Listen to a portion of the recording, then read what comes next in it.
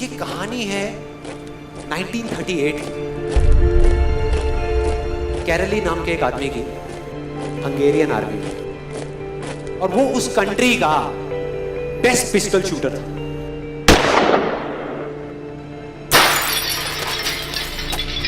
जितनी भी national championships हुई थी उस कंट्री में, उसको वो जीत चुका था। और सबको ऑलमोस्ट कंफर्म था कि 1940s में जो ओलंपिक्स होने वाले हैं उसमें गोल्ड मेडल कैरली को ही मिलेगा। और उसने सालों से ट्रेनिंग करी थी। उसका एक ही सपना था, एक ही फोकस था कि मुझे अपने इस हाथ को दुनिया का बेस्ट शूटिंग हैंड बनाना है, बेस्ट बनाना है, बेस्ट बनाना है। और वो कामयाब हो गया, उसने बना लिया बेस्ट शूटिंग हैंड। सिर्फ 2 साल का फर्क था। 1938 में एक आर्मी का ट्रेनिंग कैंप चल रहा था। क्योंकि वो आर्मी में था तो एक एक्सीडेंट हो गया। उसके उसी हाथ में जिससे उसने गोल्ड मेडल जीतना था, उसमें एक हैंड ग्रेनेड फट गया और वो हाथ चला गया। जो उसका सपना था, जो फोकस था, सब खत्म।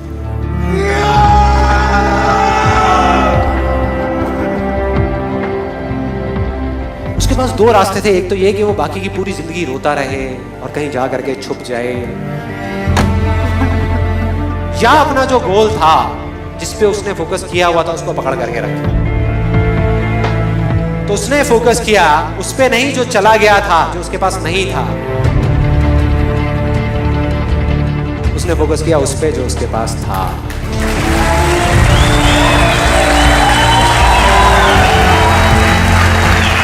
जो उसके पास था। और क्या था उसके पास में? एक लेफ्ट हैंड, एक ऐसा हाथ जिससे वो लिख तक नहीं सकता था। 1 महीने तक उसका हॉस्पिटल में इलाज चला इस हाथ के लिए, और सही 1 महीने बाद अपनी ट्रेनिंग शुरू कर दी इस हाथ के।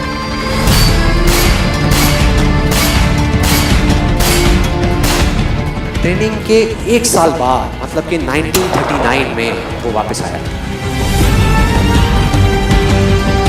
नेशनल चैंपियनशिप्स हो रही थी वहीं पे हंगरी में, और बाकी भी बहुत सारे पिस्टल शूटर्स थे वहां पे। उन्होंने जा करके उसको कंग्रेचुलेट किया। कहा कि यार देखो, ये होता है जज्बा, ये होती है स्पोर्ट्समैन स्पिरिट, कि इतना सब कुछ होने के बाद भी तुम यहां पर आए हो हमको देखने के लिए और हमारा हौसला बढ़ाने के लिए। किसी को नहीं पता था कि वो 1 साल से अपनी ट्रेनिंग कर रहा था लेफ्ट हैंड की। और उसने जवाब दिया, मैं यहां पर तुम्हारा हौसला बढ़ाने नहीं आया, तुम्हारे साथ कॉम्पीट करने आया हूं, तुमसे लड़ने आया हूं, तैयार हो जाओ।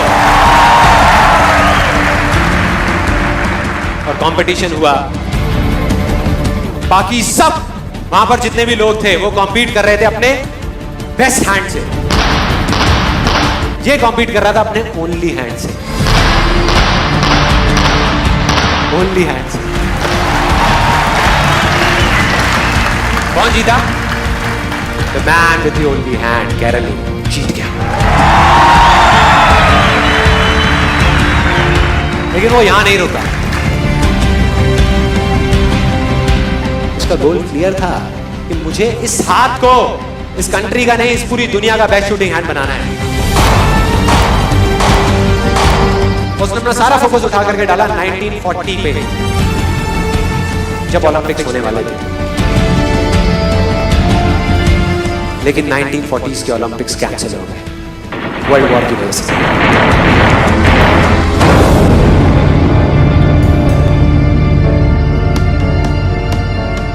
उसने अपना सारा फोकस उठा करके कहां डाल दिया? 1944 में जो ओलंपिक्स होने वाले थे उसके ऊपर। और 1944 में जो ओलंपिक्स होने वाले थे वो भी कैंसिल हो गए वर्ल्ड वॉर की वजह से। फिर से कैंसिल।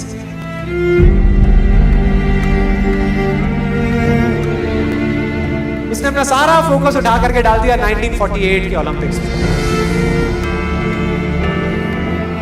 1938 में उसकी एज थी 28 साल। 1948 में उसकी एज हो चुकी थी 38 इयर्स। और जो यंगर जो प्लेयर्स आते हैं निकल करके, उनसे कॉम्पीट करना मुश्किल होता चला जाता है। लेकिन मुश्किल नाम का ये वर्ड था ही नहीं उसकी डिक्शनरी में। वो गया, पूरे वर्ल्ड के बेस्ट शूटर्स आए हुए थे जो अपने बेस्ट हैंड से कॉम्पीट कर रहे थे, और ये अपने ओनली हैंड से कॉम्पीट कर रहा था। और कौन जीता? The man with the only hand.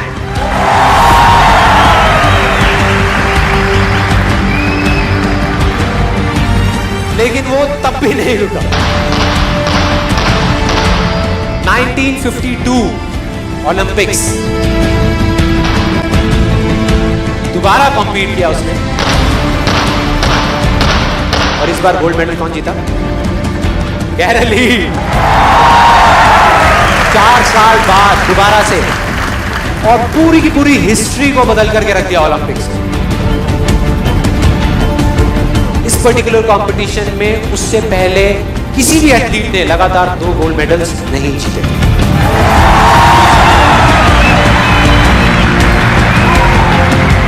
अब किसी भी लूजर के पास चले जाओ, उसके पास लिस्ट होगी बहानों की कि मैं इस वजह से फेल हुआ अपनी लाइफ में, इस वजह से मैं कुछ नहीं कर पाया। बहुत लंबी लिस्ट है।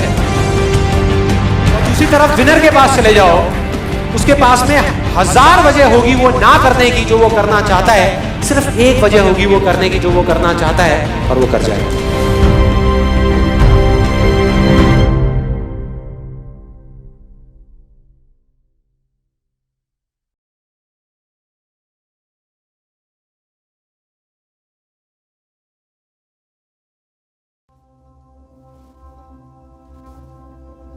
We all have this potential for infinite growth.